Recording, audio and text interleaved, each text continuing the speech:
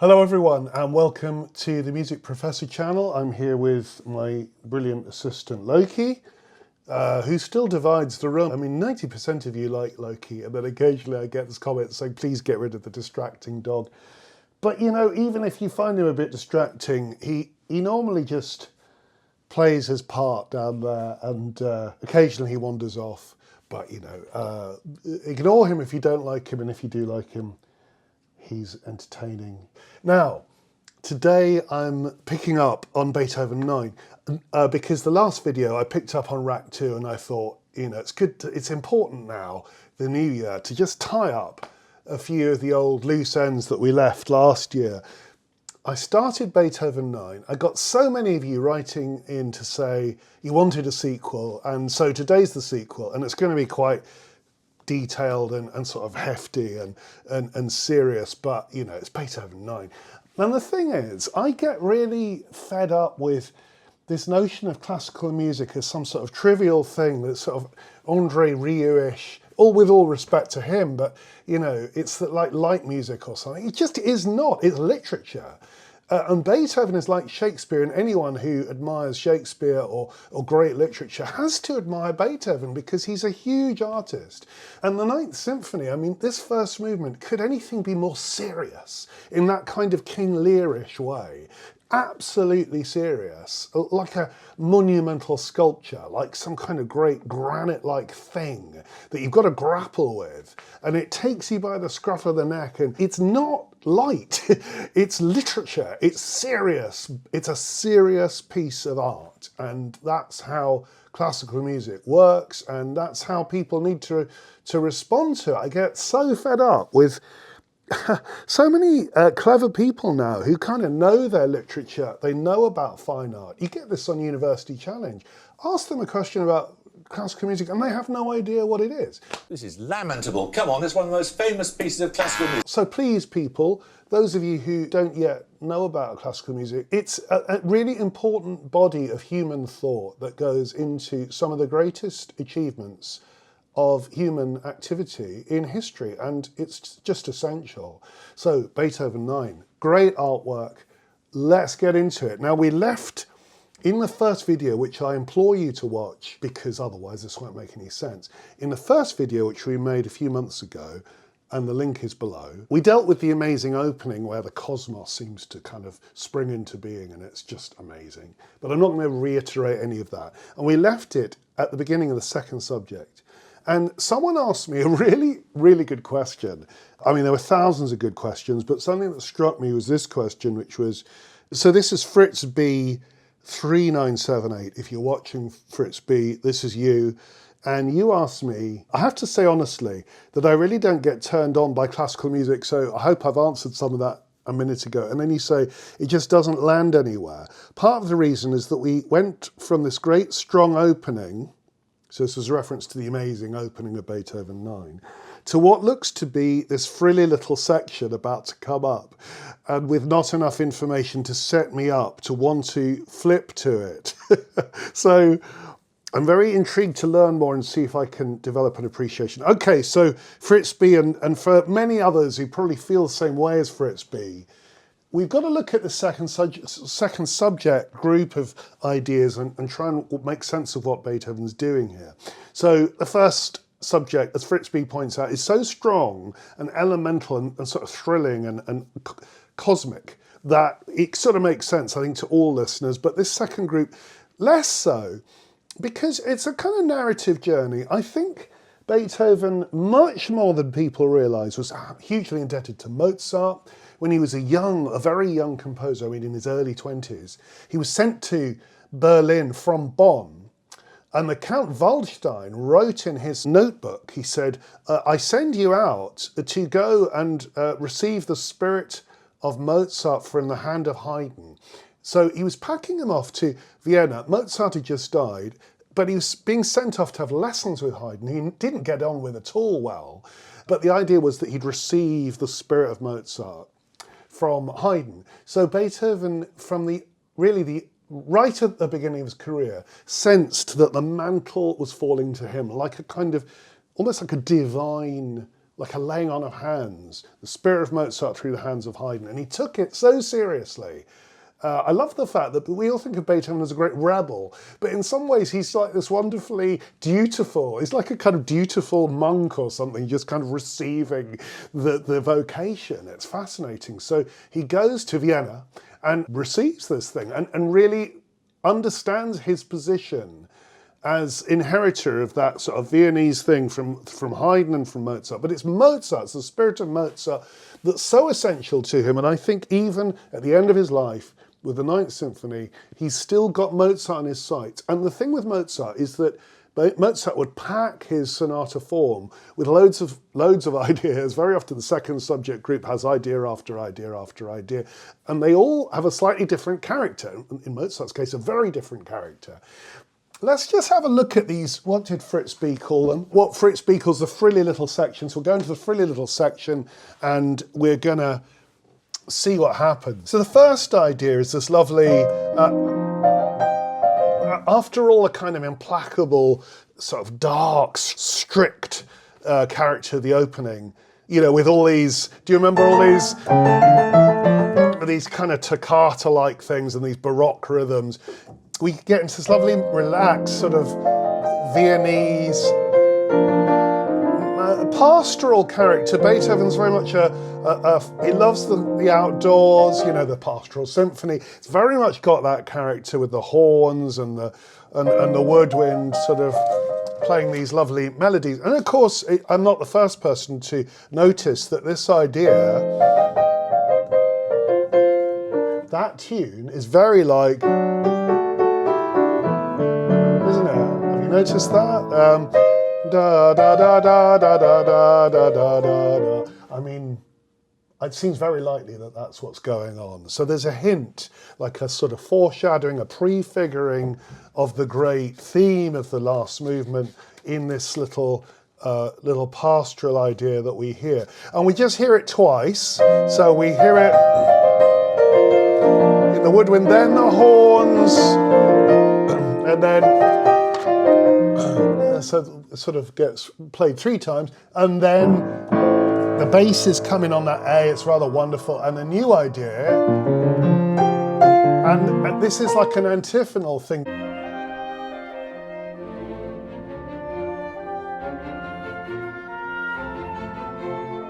I've just gone to get the full score because it's just at that moment when the clarinets and the bassoons take it for the last time.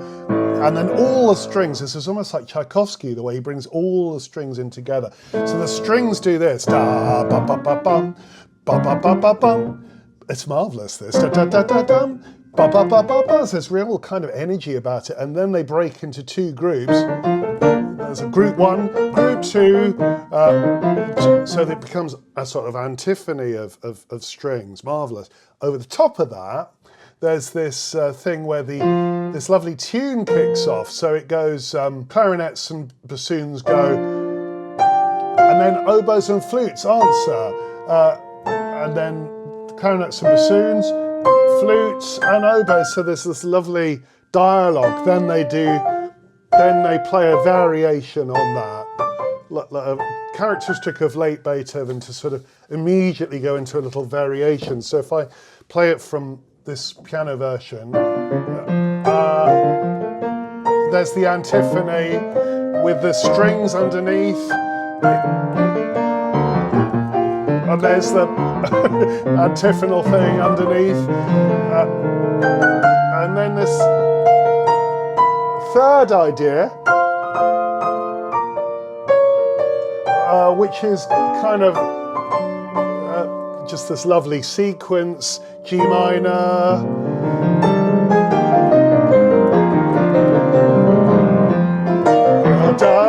and then it repeats that, but differently. This time he adds lots of beautiful contrary motion patterns going in different directions. It has a wonderful kind of beautiful sort of mobile quality into a sort of fanfare for full orchestra with that dotted rhythm, which is of course the dun da dum. We've had some of that dotted character in the first subject. answered by this beautiful lyrical clarinet, and then a full orchestra again, going to E flat minor, and then this wonderful sidestep to via B major to E major. So now we're suddenly in B major.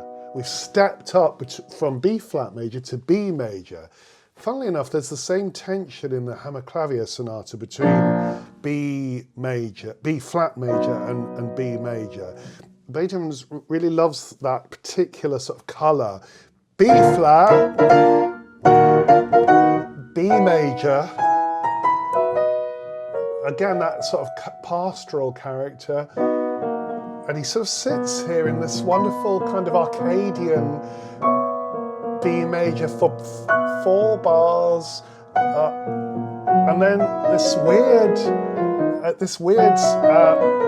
shift back to B flat, da da da da da da, sort of B flat minor with all these chromatic, weird, sort of sinuous, snaky stuff, and then this absolute mystery now. We're kind of back in B flat major, but we don't really know it is major. It feels weird with these timps rolling around and the different parts of the orchestra calling to each other. In the full orchestra, I don't know if I need to go into details about the orchestra. The first violins, second violins, yeah. So this is first violins with timpani, and the bass is all off the beat all the time. If you look at the orchestration, it's quite complex. There's all sorts of dialogues going on inside the orchestration. But the gist of it is that Beethoven liked this kind of thing. It's like a dominant minor ninth going to a sort of resolution with an added sixth on the top and a poggiatura. He loves that. So we go from that, like kind of a decorated dominant, to a decorated tonic resolution. That sounds fabulous, particularly with this weird stuff underneath.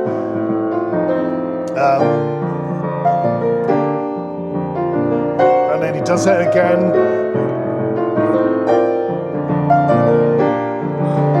And then he starts to speed up the harmonic rhythm. And then we go into a sort of little variant on it, and then now we're going to demi-semiquavers. Do you remember I was talking about in the Rachmaninoff video that we did, the last video, this idea that as you go towards the end of the exposition of the form, you sort of accelerate, the beat patterns get quicker. It's becoming more and more exciting as you're heading towards the final cadence. This is a classic case of it. It suddenly goes really crazy with these, again, offbeat rhythms. It's a fantastic groove, isn't it? And these are antiphonal, first violin to second violin. So seconds, first, and so you've got these wonderful sort of groups of violins all sort of rocking off each other. And look at this groovy syncopated thing that happens now. You get all the time in Beethoven these kind of jazzy rhythms kick off in late Beethoven.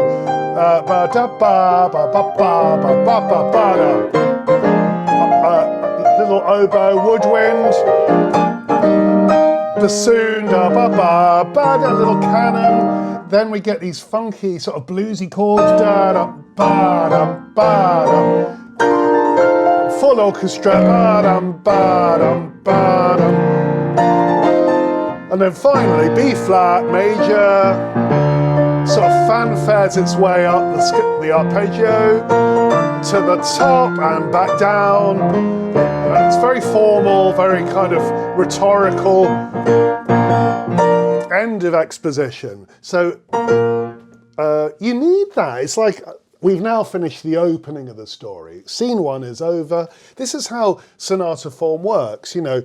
In this case, very stern, serious first subject, a much more diverse collection of beautiful ideas. The frilly little section that Fritz B was talking about is the second subject group with all those beautiful, exquisitely crafted little ideas, ending with that very formal fanfare So then we go into Beethoven loves this kind of thing.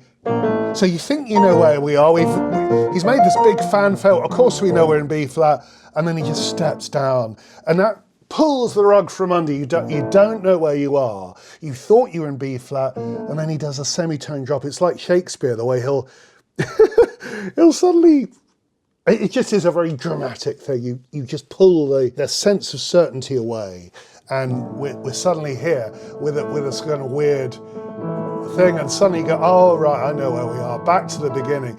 In traditional or classical form, as he'd inherited it from Haydn and Mozart, the normal thing was that you had a repeat, so the whole of the exposition in all its richness and complexity was played a second time. But Beethoven, as he began to write bigger, more and more epic symphonic pieces, he does do a repeat in the Eroica, he does a repeat in the Fifth Symphony and the Sixth, and the Seventh. A few moments later. So Beethoven does an exposition repeat, I'm pretty sure, in all 8 of his earlier symphonies. But you'll remember from the first video, there's a big gap between the 8th and the 9th, between 1812, I think, with the 8th Symphony, and the 9th, which came out in 1824. So that's a 12-year gap.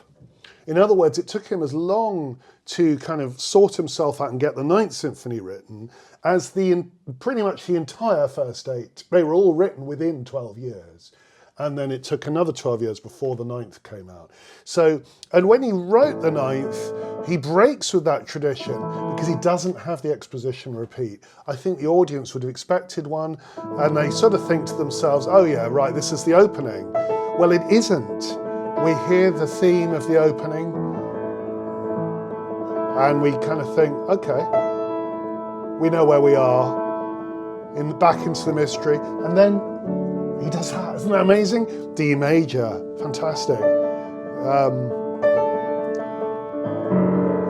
D major, we don't know what's going on.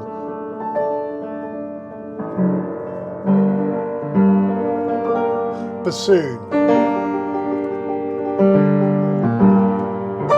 And then the woodwind. So this is the development of that idea, but in this kind of mysterious, hushed. That's the answer. Ba-da, ba-ba, ba-ba, ba-ba. Now this explosion of a sort of diminished fanfare, well, you know what that is? That's the thing that we got right at the end of the exposition, where it was all very confident, and now it isn't confident. It's really, really tragic somehow. Dun, dun, dun. And serious. What's this? This is apparently, it's a new idea. We hear it on the oboe, and then we hear it on a flute, and we don't know really what it is. It's like a new theme. But of course, it's based, and this is typical of Beethoven, it's based on the main theme. Because you'll remember that the main theme went ba-da, ba-bum, ba-bum, ba-da-dum, yeah? The fanfare, and then it goes ba-ba-ba-bum. So you get these da-da-da-bum, those da-da-dum, ba-ba-bum, the 3 semiquavers becomes ba-ba-ba-bum, ba-ba-ba-bum. So it's like a new melody that's made out of a little fragment of the first subject. And it's also underneath, it's also got the da-da-da-da, the same figure as in the accompaniment and the tune. So it's like a rather sort of obsessive, and then it goes slower, and it has this rather kind of formal close. And then for the first time, the violins now take the theme, so which has an implication of seriousness, or let's continue the story, but it's getting more serious now. Da-dum, ba-bum. And the clarinet, now it turns towards C minor. And then here comes the fanfare again. Bum-ba-dum, bum-ba-bum. Bassoon with woodwind.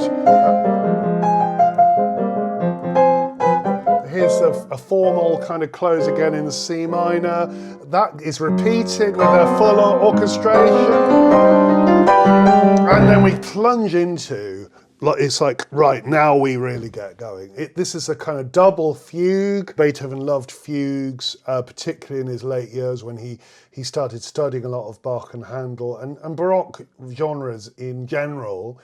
So the fugue subject takes this. So the main theme, and here's what he takes. Da da ba bum bum bum bum. Just those two bars without that. So it goes ba ba ba bum bum bum. Syncopates the four notes. Syncopates. So that's how it works, like a kind of 2-bar fragment from the main theme with a syncopated conclusion and then a kind of extension. Over the top of it,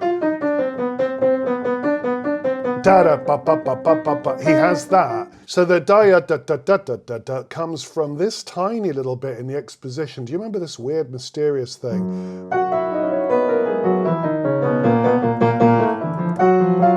That little passage, da da da da, and so he takes hold of that little tiny fragment and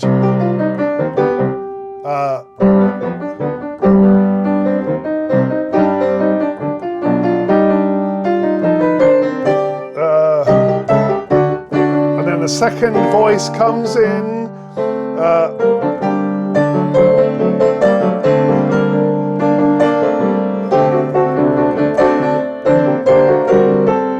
Da, da, ba, ba, ba, ba, ba. The third voice comes in the bass. I mean, this is what we call a sort of double fugato kind of passage. Something of the rustic character is in this pattern in B flat, where we get a kind of drone figure and something of that pastoral character. Oh, it's always there in Beethoven. And then it carries on.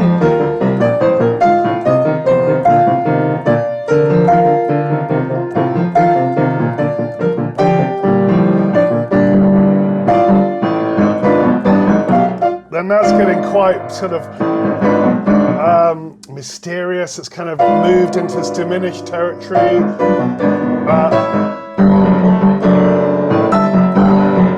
D major, D minor,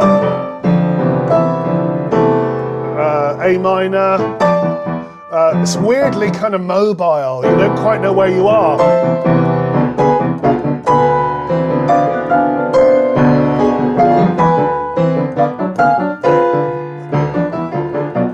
And then it sort of starts to disappear into the distance.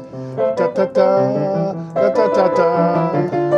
This is all A minor, and then again a little bit of a pastoral vibe with the drone,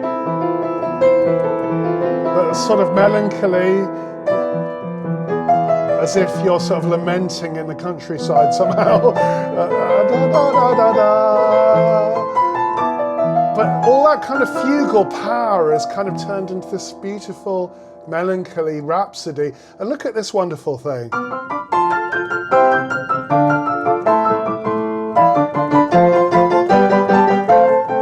I mean, isn't that wonderful?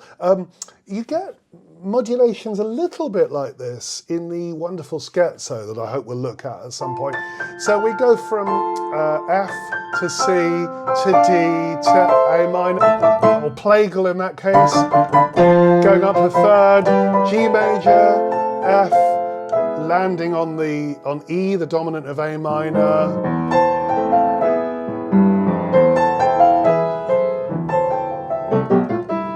Ba, ba, ba. This is the point where we're in the middle of the development section. We've dealt with the first subject in a really rigorous way. I don't think anyone had ever developed anything so rigorously as Beethoven has here, with the first subject first being developed freely and then in a kind of fugato.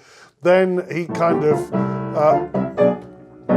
he starts on the second subject. Do you remember the second subject? But this is the development of the second subject in A minor. Now it's in the bass.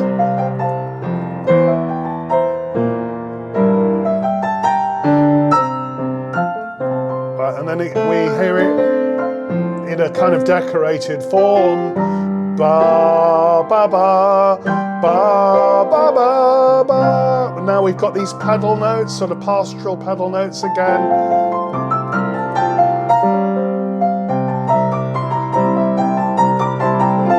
Very much a pastoral feel, F major being the key of the Pastoral Symphony. And then you come out of this kind of Arcady into this dark territory with the C sharp, and you suddenly realize that he's about to pull everything away. All the kind of piece is going to be phenomenally kind of discarded here. As it plunges down.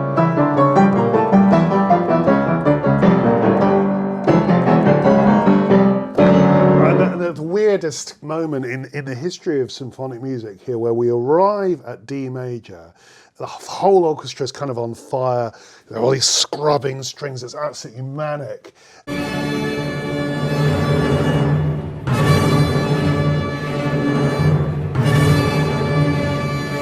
And the weird thing is, it's D major. It's not D minor. It's D major, and D major sounds much more disturbing, much more terrifying than D minor. Wonderful, what a wonderful dramatist he is, because, and it's the first inversion, so it's unstable, it doesn't have the root, it feels all weird and wrong. And you get the theme.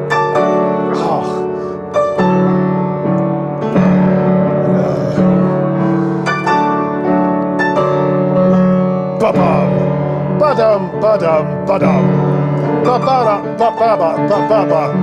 And then we get B flat 7, which is a German 6, because, D minor. So at last we arrive, you know,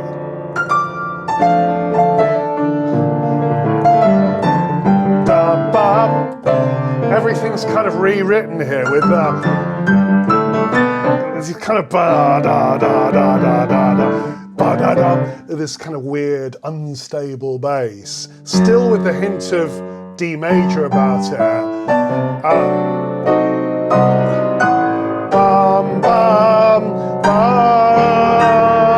da da da da. Do you remember that happened in the opening? And it just went bum bum ba-dum ba in this very formal way. Now it's like the cosmos is exploding. It's like, oh God. There's a pedal D in the bass. Da, da, da, da. It's all kind of crazy.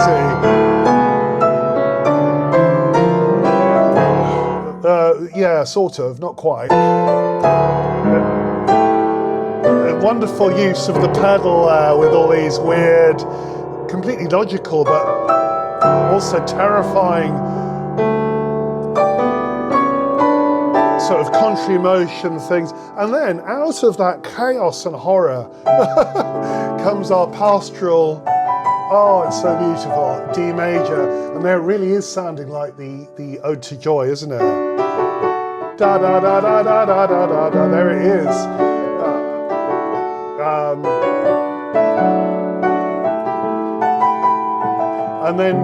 And then the rest of the second subject group kick off, and I won't go into too much detail, not because Beethoven doesn't do it wonderfully, but simply because we're going to run out of time. So let's move to the end. He runs through all the ideas pretty much in the same sequence as the first time. And do you remember the wonderful thing at the end where you get the da-da-da-da-da? Of course, all the ideas that were originally in B flat major are now in D minor, so they have a tragic quality. There's a kind of sternness that wasn't there before. And then at the end, it does this. With the Neapolitan. Wonderful, so good, but I can't play it all, so... then we get the fanfare, and that builds up to the da-ba-ba-dum-bum-ba-dum-ba, and so on. It concludes with that, and then we go straight into the coda, this amazing coda, with these offbeat, it's like a kind of walking bass, but it's all offbeat. It's, in other words, one and, what is it? 1 and 2 and. Do you see how that works? And also he's rather like at the beginning of the development, so he's taking the main theme and sort of making it into a kind of groovy thing.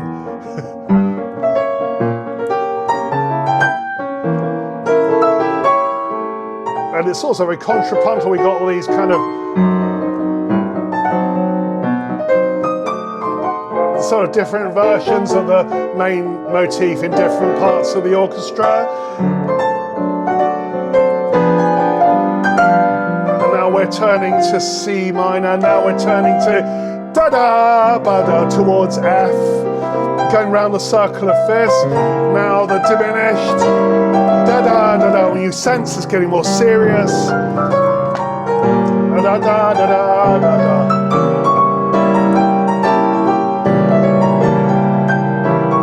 Da-da-ba-bum-ba-ba. Second subject with this contrary motion thing.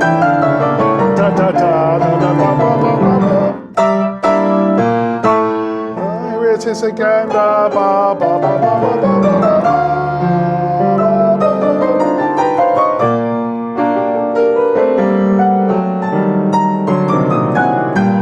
Right, G minor.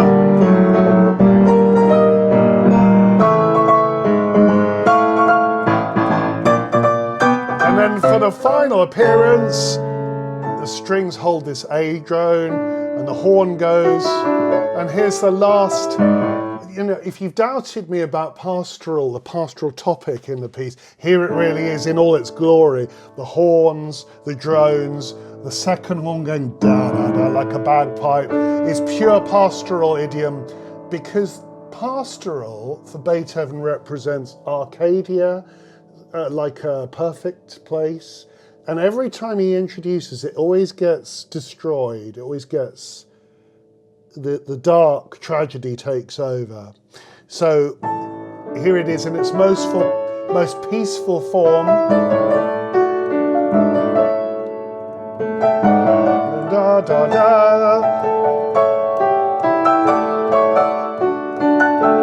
Of course, this is taking the da ba ba ba bum bum bum ba, two elements, da ba ba ba that and dum bum bum ba, that normally occur next to each other, and they're now put simultaneously. And then the add in the drone, da da da da da, and that builds up, and then it just he removes all that pastoralness, and it becomes like weird kind of two-part invention with a flute. There's a massive chasm between the flute and the bass, oboe, and now bassoons, flute, bassoons. It's really weird. Bass climbing, Neapolitan flute, G minor, German sixth, except that it goes here to E flat, the Neapolitan, and then the orchestra kind of just starts burning.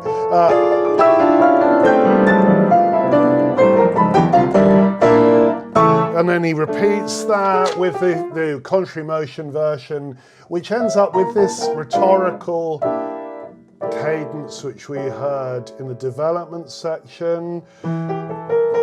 He does it again in an even more rhetorical way with these little sort of lovely little behind the harmony flute notes, and then we go into this amazing weird weird, what is it? It's not romanticism, this, is it? There's a lot of romanticism in it, in a way, like the kind of epic tumult of it all. But there's something kind of old-fashioned about this amazing funeral march that he pulls out at the end. Like, I don't know, like Mozart's Masonic funeral music, you know, with these horns and trumpets and woodwind and the kind of fluttering chromatic.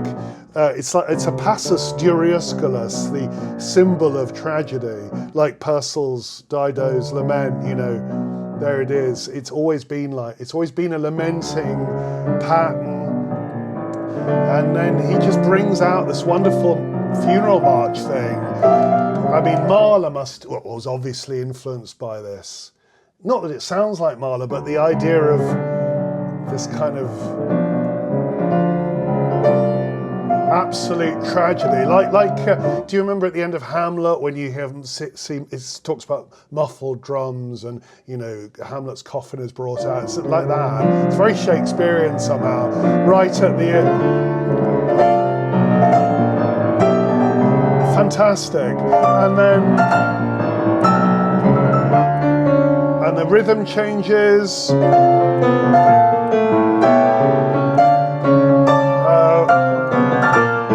As all the strings take the chromatic figure, all the woodwinds take the melodic thing. Ba-dum! Ba-dum! And then, the major, or the dominant seventh.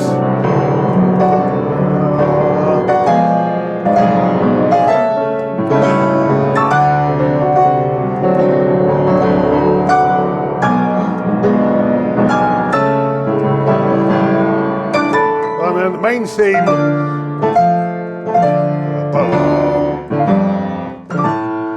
and then the big uprushing scales, very much like a French overture, and then the ending, absolutely stern, sort of forbidding, absolutely solemn, rhetorical, fascinating music, dark, solemn. It's hard to explain it, really.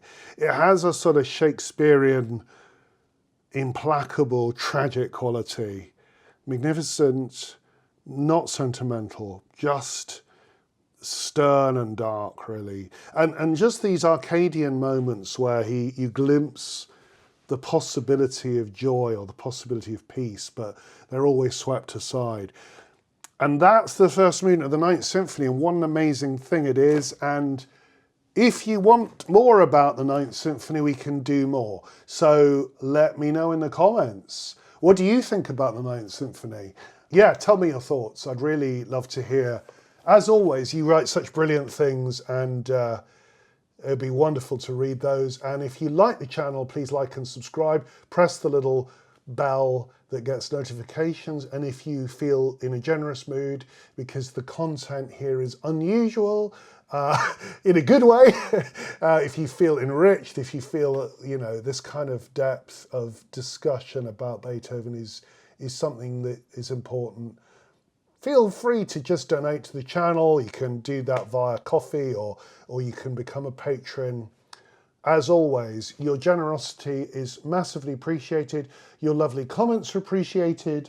Loki's not here. He's obviously gone off somewhere. I think he's just, I can see him. He's gone to sleep on the stairs. But Loki, well, we just love all your brilliant comments. In the meantime, have a lovely weekend and see you soon.